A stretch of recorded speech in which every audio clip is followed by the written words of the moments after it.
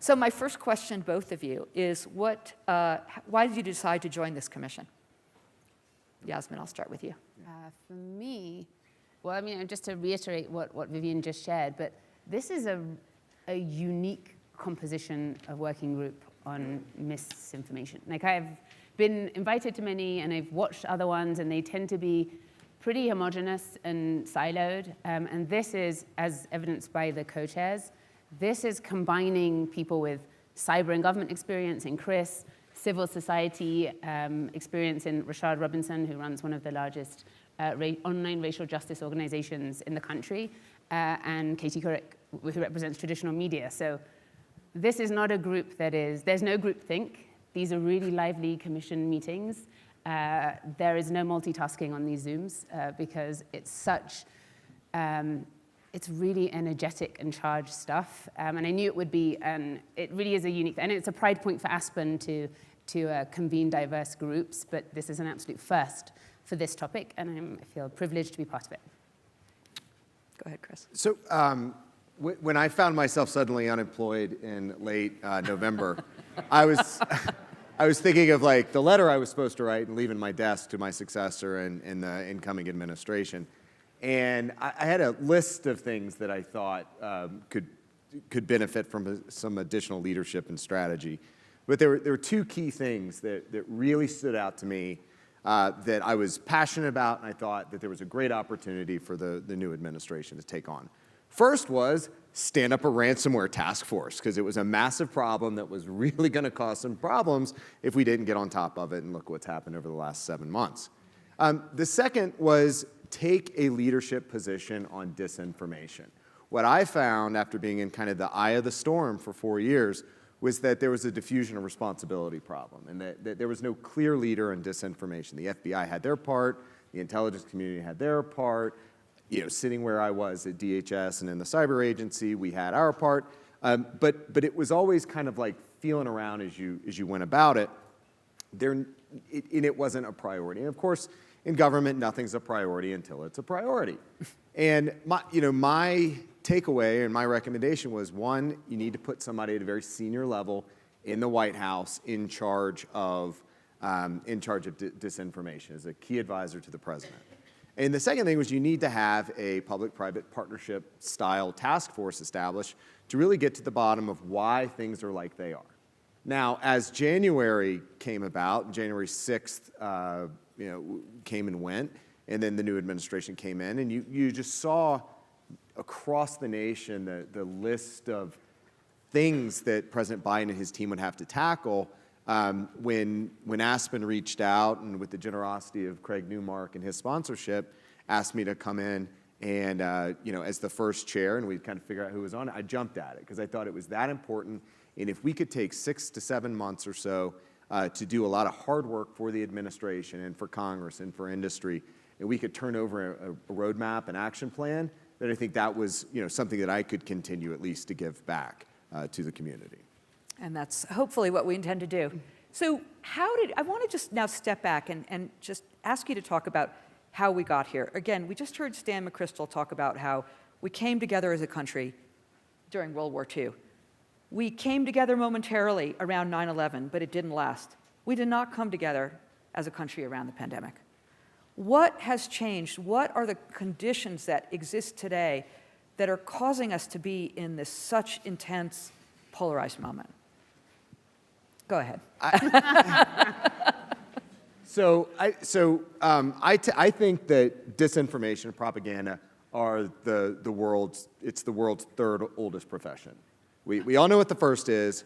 The second is actually intelligence collection, trying to figure out what the other person's doing. But third is propaganda. Third is changing the narrative to suit your outcomes and shape the messaging.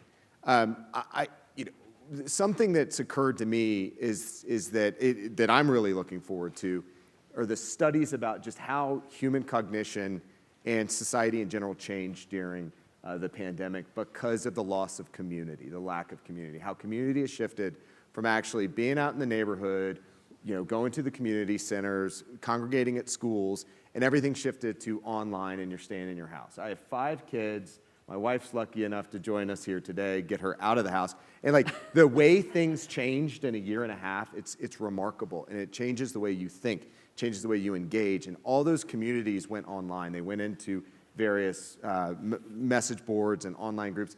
That's what gave rise to some of the more extremist movements like QAnon and some of those message boards.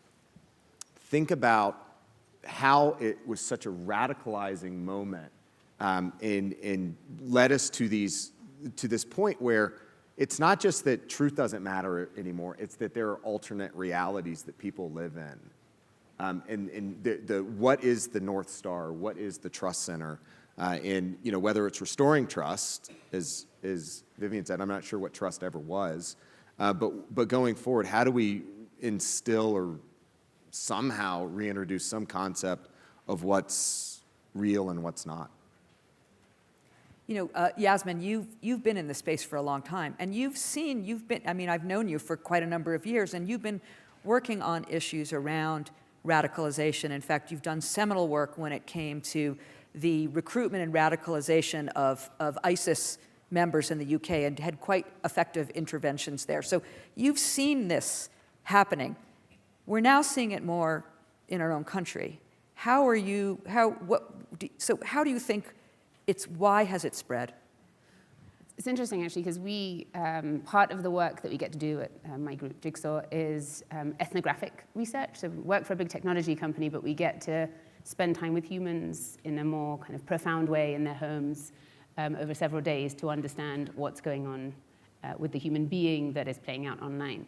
Actually, because of our work on countering radicalization, which dates back a decade, we have been interested for several years in understanding conspiracism and what's happening with people that there seem to be so many conspiracy theories that are gaining traction. How does that play out online? And also, specifically, what are the attributes of conspiracy belief that might lead people to be violent because of our work on radicalization? So we've done 3 of these deep studies over the last 3 years, 1 pre-pandemic and 2 during the pandemic. The most recent one with people who left QAnon. So there's a lot of coverage of people. I think there's really good journalism on QAnon as a movement, but it was interesting to hear about the people who've left. But anyway, going into it, I had not anticipated that there would be so much joy in it for people. Firstly, the euphoria of receiving the truth with a capital T, and the adrenaline and the addictiveness of, for example, with the QAnon story, of learning. And actually, it's a social movement. It's more than a conspiracy theory. For a lot of conspiracy theories, we kind of understood that they have this universal architecture of the secret cabal, the hidden agenda, the cover story, and the proxy and the affiliates. And one of the takeaways was that the violence part is associated with how much you're focusing on identifying and vilifying the plotters. But in any case, and also that people didn't just believe one. We said we want to have representation from all these different conspiracy theories. And then when we went into the field, the first study, 70 people, there wasn't a single person that only believed one conspiracy theory. And it makes sense, because once you're kind of bought into that architecture, it's very plausible that other ones are true. But I would just say that I think one of the reasons is that in a moment during COVID where we had so much fear and isolation and misinformation, it was like a perfect storm for people to get very engrossed in, especially misinformation narratives and movements that are based on. So, but what works? So you said you've been able to, you also study people who leave the movement. What tactics, what strategies work to persuade people to, when they're so convinced that they have found, as you said, capital T truth? We're going straight to the solution to misinformation. Yes, I am. You're sufficient, Vivian. Well, I'll tell you that we can talk about some of the things that I'm excited about that maybe the Commission will work on about what might work. The QAnon study we just finished. We haven't even published it, so this is breaking. These are breaking findings. Excellent. I didn't get approval to share, but there were generally 3 reasons that people left QAnon in our study. So maybe we should just describe the study. It was with 35 people across the country and very in depth. So some people we spoke to maybe 4 or 5 times even. And the 3 reasons were hypocrisy, especially, for example, if somebody has a very strong sense of faith, and then is like, hears that there are speakers or propagators of QAnon who are like deeply racist or propagating racist narratives that didn't feel consistent to them. Obviously, kind of false prophecies. For some people, at least, the fact that the last year played out the way that it did lead them to disassociate. And the third was, there was this lady who said, when you tell me that, the third was that people just went too far afield. It was like too outrageous. But this lady said, and this lady was actually, she was an Ivy League lawyer that had got her law degree from an Ivy League school. So this isn't like, this is everybody. We had representation from across society. And she said, when you're telling me that a pillow that's worth like $300 isn't $300 because you're just getting a pillow, you're also getting a child that's trafficked inside the pillow, then you've just gone too far for me. If you just stayed normal, I would have remained in the movement. So it's actually, some of the wackier stuff actually might be a saving grace, because I think, for some reasonable people. So I think that the challenge for us next is, and then what do you do? One of the interesting things that people said was that, final, I'm just monologuing, and you're the interesting one. No, it's really. This would just be my final thing that I say, is that when we were studying radicalization 10 years ago, one of the things I was surprised to learn was that people who leave extremist groups, whether they're gangs or neo-Nazi groups or jihadi groups, it's a process. Like, I thought if you're a neo-Nazi, surely now that you've left, it was one day you woke up and said that absolutely, like, it's over, the light switch flipped. But actually, no, it was a process like becoming, recovering from alcoholism or something.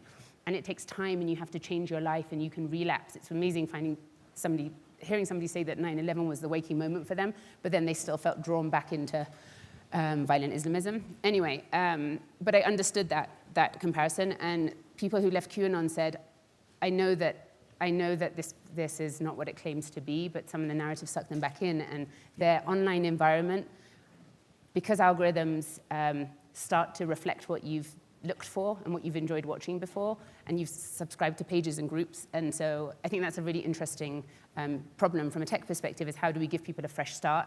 Just like in the physical world, you would want to get out of a community that is drawing you back into extremism. So the kind of the pivot I want to make off that is that, and I think you mentioned it in your opening about polarization. We heard it a little bit on the prior conversation. So this is not about polarization. This is not about right or left, political. This is orthogonal to democracy. This is an alternate reality. Mm-hmm. This is leading us down to some sort of false prophet or autocracy. And that's what, to me, makes it such a remarkable house on fire moment. And there are, maybe I kind of overreact a little bit. I did have a nickname when I was in government as Catastrophic Krebs. I was always right. You're going to be so sorry that I know that now. I was always right, though. I really do feel as if we are in one of those defining moments in American history, and how we respond in the next year is going to be pretty important. And the real problem, particularly with some of the election-related disinformation, and it's easy, particularly the amount of content that I consume on social media and on some of the other media outlets, it's easy to dismiss, like, oh, that's crazy, nobody believes that.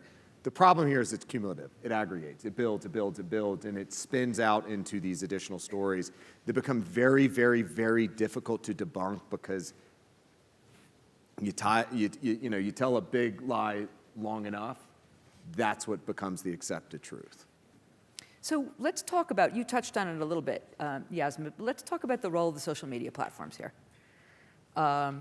It is not a coincidence that a lot of the phenomenon we've talked about, the increased polarization, the lack of trust, the disability to talk about distance across differences, has to do with the way some social media platforms are designed, and they do move us by design towards content that we will want to engage with, which is often content that we agree with.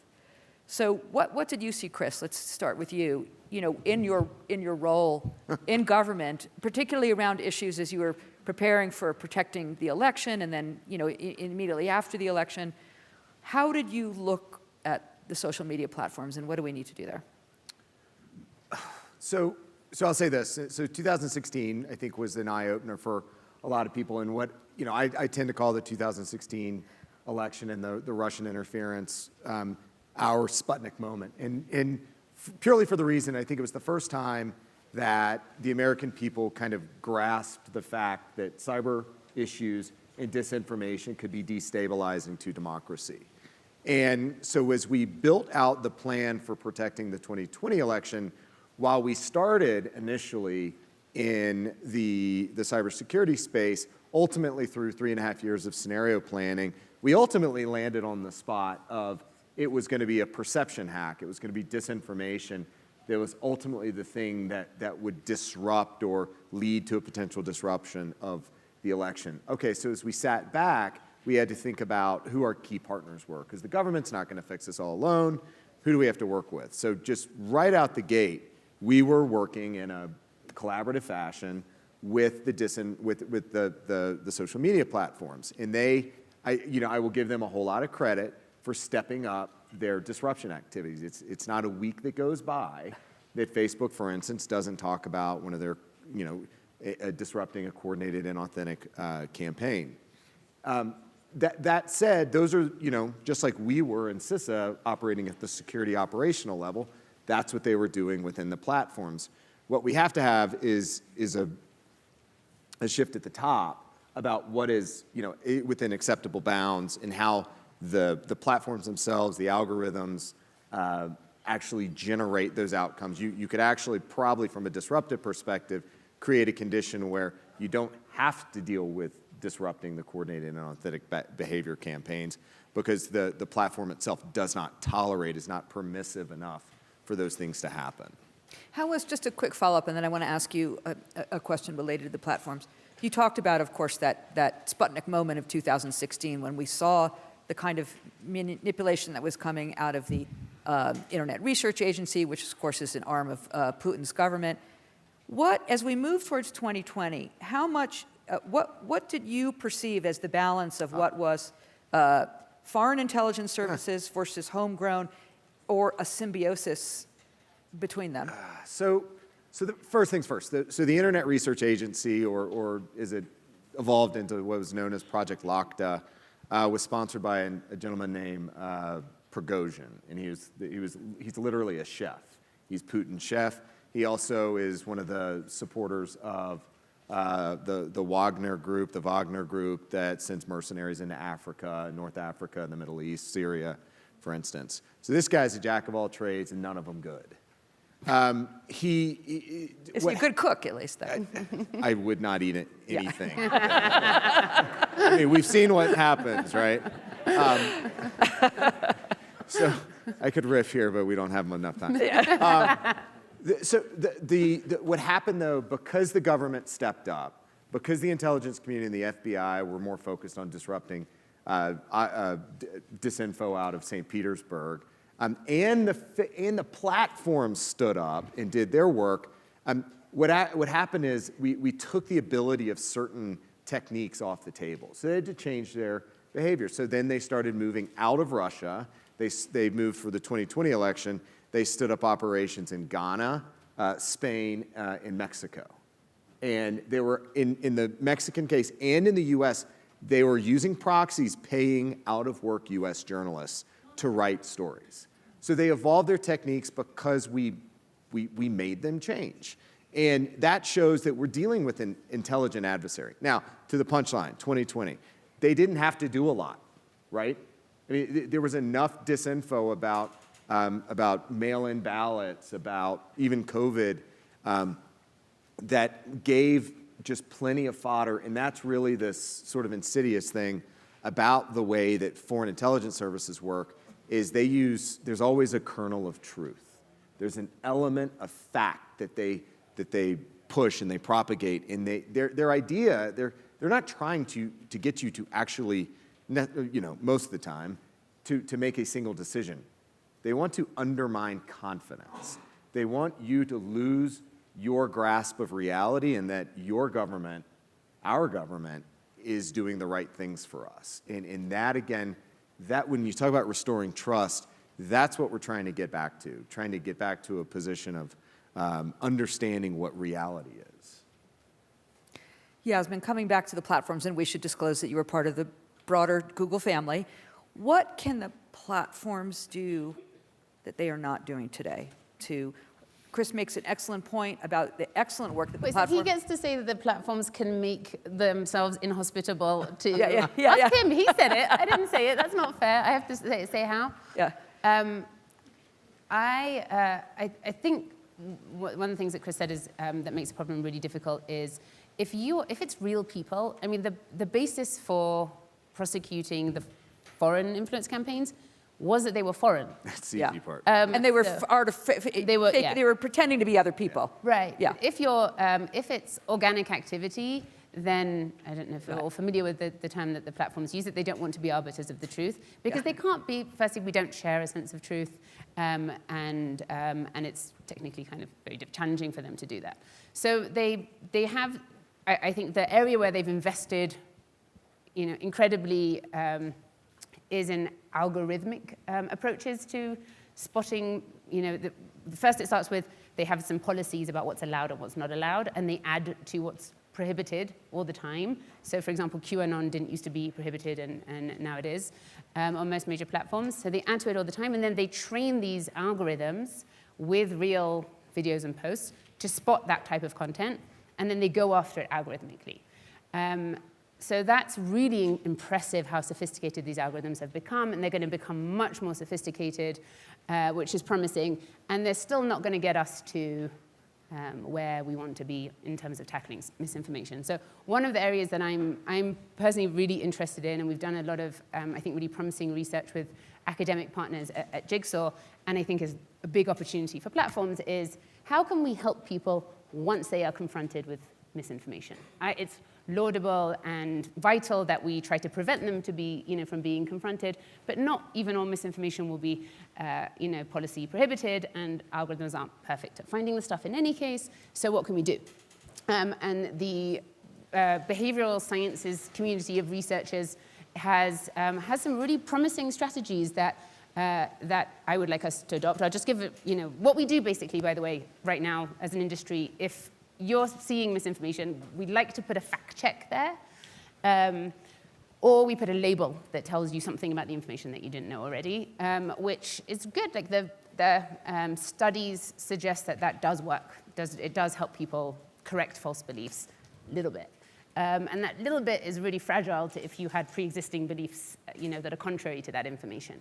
And what we found when we went out and spoke to people was we would do research sessions with people who are heavy disinformation consumers, and when they came across a fact check that was contrary to their beliefs, not only did they not revise their beliefs, they also kind of threw the baby out with the bathwater in that they thought the platform is now in on that. Now it's the fact checkers are biased, the platforms are biased. So there are limits to the strategy of fact checking. And it has to be said, there is also, there is a tradition, even though the platforms themselves are not government, so people don't have a First Amendment right on the platforms. We do have a grand tradition in this country of free expression, and just saying something false or something you don't agree with is not a reason, of course, to take something down. This is where it gets very, very complicated and where a lot of the heated discussion is. I just want to mention, I'm going to throw it to you. We've been bouncing around here a little bit, and the reason it's by design, whether we're talking about the Russians or QAnon or the platforms, it's because to understand information disorder, we need to look at the whole picture. We need to understand all the root causes that are coming together to cause this set of issues and to lead us towards figuring out how we come up by the end of September with these. And by the way, I wanted to mention one thing we did not talk about by design is about the collapse of local journalism. And I'm not talking about it here because we have a session tomorrow on that, in which we will talk about it. I hope you all come. But all of this is critical towards driving to find some kind of solutions. Chris? So I think the last point I want to make here is that the way we ultimately, it's just a thought about disinformation in general, was as a supply and demand problem. So when you talk about the supply side, that's where the disruptive actions come in, whether it's on the platform or the intelligence community. I think we have the greatest opportunity on the demand side to inoculate the public. So you don't have to get to a position where you're fact checking or the base is already trained and ready to react. And so a lot of election disinformation, for instance, was successful because the average American thinks that the voting experience is showing up on November 3rd, casting their vote, and waiting for CNN or whatever to announce the winner. But it's obviously much greater than that. So we need more civics education. We need more communications from our officials on how things work. So when a message that, 2.7 million votes were cast when only 1 million voters were registered, the recipient of that information immediately knows that it's not true and they're being lied to. Well, we don't have time for questions, but we will be around at the reception and for the next few days, and we look forward to engaging with all of you. So, Chris, Yasmin, thank you.